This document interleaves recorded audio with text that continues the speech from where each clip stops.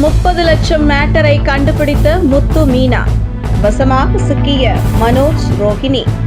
சிறகடிக்க ஆசையின் அடுத்த ட்விஸ்ட்.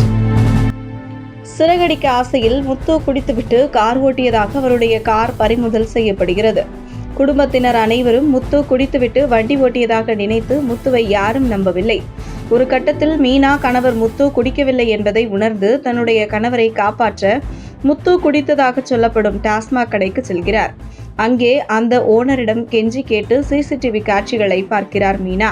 அதில் முத்து குடிக்காததை பார்க்கும் மீனா சிட்டி வீடியோவை எடுப்பதையும் பார்த்து விடுகிறார். சிட்டி தான் தன்னுடைய கணவர் முத்துவை திட்டமிட்டு சிக்க வைத்துள்ளார் என்பதை கண்டுபிடிக்கும் மீனா இந்த வீடியோவை எடுத்து ரிலீஸ் செய்தது சிட்டி தான் தன்னுடைய கணவர் முத்து எந்த தவறும் செய்யவில்லை என்பதை உணர்ந்த மீனா நேரடியாக முத்துவை நேரில் சந்தித்து மன்னிப்பு கேட்கிறார்.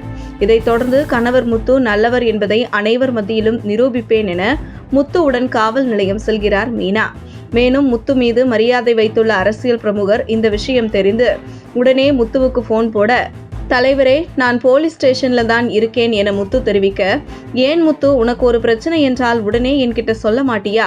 உடனே அங்கு இருக்கும் போலீசாரிடம் போனை கொடு என்கிறார் தலைவர். நம்ம பையன்தான், உடனே பிரச்சனையை முடித்து விடுங்க, இல்லை சொல்லுங்க, மினிஸ்டர்கிட்ட பேசணுமா என கேட்க, அதெல்லாம் வேண்டாம், என்னன்னு முடிச்சு அனுப்பி விடுகிறோம் என போலீசார் தெரிவிக்கின்றனர். இதன் பின்பு தவறாக வீடியோ எடுத்து வெளியிட்ட சிட்டியை பிடித்து முத்து மீது எந்த தவறும் இல்லை, நான் தான் அவரை பழிவாங்க இந்த மாதிரி செய்தேன் என பேச வைத்து வீடியோ வெளியாகி முத்து நல்லவர் என அனைவருக்கும் தெரிய வருகிறது. போலீஸ் ஸ்டேஷனில், ஏன்பா முத்து, நீ ஒரு பொண்ணுக்கு ஜாமீன் போட்டியே, அது கூட கனடா போறேன்னு சொல்லிச்சே, போயிருச்சா என போலீசார் கேட்க, எந்த பொண்ணு சார் என முத்து கேட்க, அட 27 லட்சத்தை ஏமாற்றிட்டு கனடா ஓடிட்டு திரும்ப வந்த பொண்ணு இழந்த கணவர் மனைவி கிட்ட மாட்டிக்கிருச்சு. அதன் பிறகு வட்டியோட 30 லட்சத்தை செட்டில் பண்ணிட்டு போனாங்கல்ல, அந்த பொண்ணு தான் என போலீசார் தெரிவிக்க, என்னது 27 லட்சமா? ஆமா, யாரை ஏமாற்றினாங்க என முத்து கேட்க, அந்த பையன் பேரு கூட மனோஜ் என்று சொல்ல, உடனே முத்துவுக்கு அனைத்து விஷயமும் தெரிய வருகிறது. உடனே மீனாவிடம், பாத்தியா இந்த ஓடுகாலி என்ன செய்துள்ளான்? தூக்கிட்டு போன 27 லட்சத்தை வட்டியோடு 30 லட்சமா வாங்கிட்டு அந்த பார்லர் அம்மா அப்பா மலேசியாவிலிருந்து அனுப்பியதா வீட்டில் 2 பேரும் நாடகத்தை போடுறாங்க என முத்து மீனாவிடம் தெரிவிக்க, இதனைத் தொடர்ந்து கார் கிடைத்த மகிழ்ச்சியில் முத்து மீனா இருவரும் வீட்டிற்கு செல்கிறார்கள்.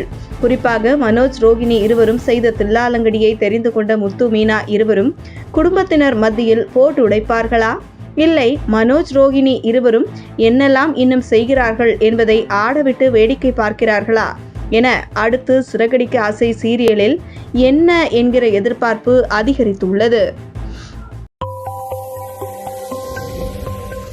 உங்கள் தின சேவல்.